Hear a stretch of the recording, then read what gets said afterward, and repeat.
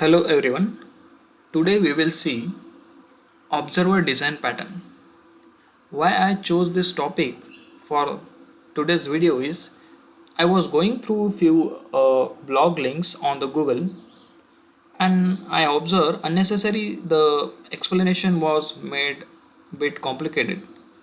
So I thought of making one video to explain this design pattern in a very simple words.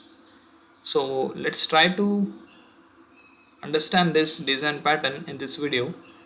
Let me first explain you the use case and then the way to solve this use case or way to implement or design this use case uh, with a low level design. So for example, let's say you have this class 1 and class 2 in your application and class 3. Whenever some action happens in class 3, the internal state of this class 1 and class 2 needs to be modified or get updated. Okay, in short, whenever there is some action happen in class 3 object, you have to notify a few other classes, and based on the notification, this class 1 or class 2 and there can be few many other classes which needs to be modify their internal state. I'm pretty sure this is the most common use case we every one of us get encounter in our daily routine or in our projects. I hope you understood this use case, and let's try to understand how to implement this use case now. So let's go to notepad. I already have just outline the interfaces and the classes to save on the time. So let's say there is an interface which is a price listener, which, yeah, as name suggests, it listens the price events, and there is one method on price change which takes an argument of type price data. Okay, now there is another class which is an P&L calculator. P&L stands for profit and loss calculator. So this example is in the context of share market or stock market. Everyone who has a demat account with some broker, every day you must have opened your demat account to see what is your current profit and current loss, or what is your unrealized or realized profit, right? So there is some software which is running behind which gives you your real time profit and loss of your account. So in that context, this is a P&L calculator class which needs to modify its states, which needs to modify its state uh, uh, based on the price of your stock which you have bought in your account. So this P&L calculator will basically implements the price listener interface. Now what will happen? This P&L calculator, after this implementation of price listener, has to implement this method on price change. Okay. Now let's say there is another class, price observer, which has the list of price listeners and a method to add the listeners in this list. So the method name is add price listener, and whenever there is a change in the price or whenever there is a new price data information available, we should able to notify all the price listener. So for that there is a method notify all price listeners. So now class 1 is nothing but a P&L calculator. Now I'm trying to relate this example with this diagram. So this class 1 is basically a PNL calculator. Okay, there can be many other classes like this, but I am just considering one class here. And this PNL calculator which is basically implementing the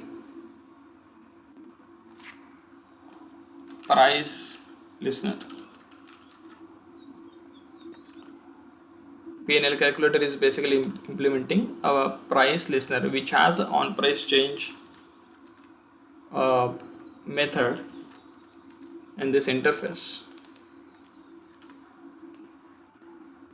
I'm trying to make it look better. Cool.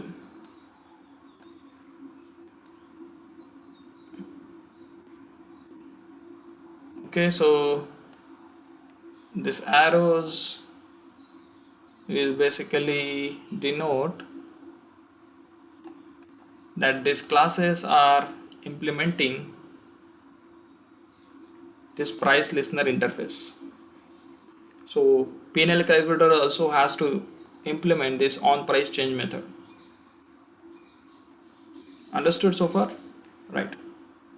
Now whenever there is some action happens in this class 3, it has to notify this PNL calculator.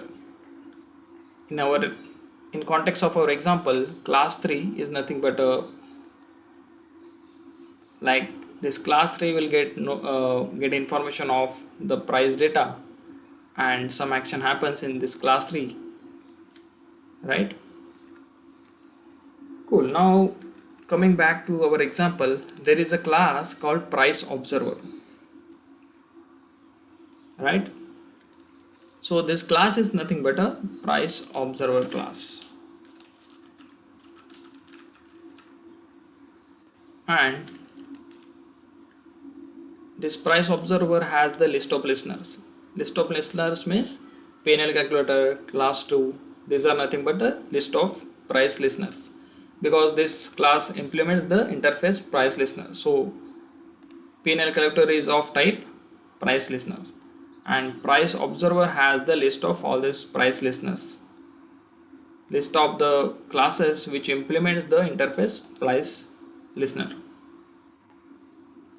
Okay.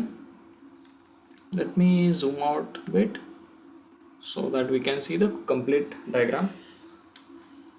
Now in this price listener we have the list of listeners. Let me copy this over here so that we can correlate this example.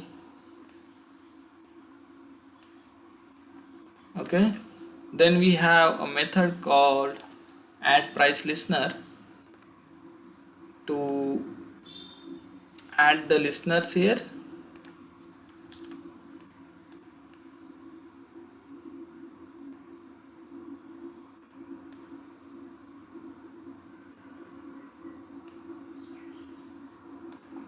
Okay, and there is one more method which is a notify all price listener.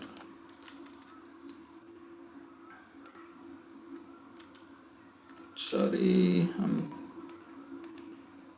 yeah.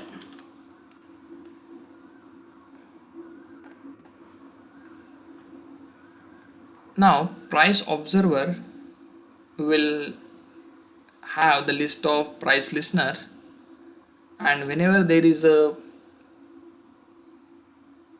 new information available with respect to uh, price data, it basically calls a notify all price listeners. Now this notify all price listener will basically iterate over the list of listeners and call this method which is on price change and pass the new information which this price observer has observed. Pass that price data to this on price change class method. So this is nothing but a simple and simple implementation of observer design pattern.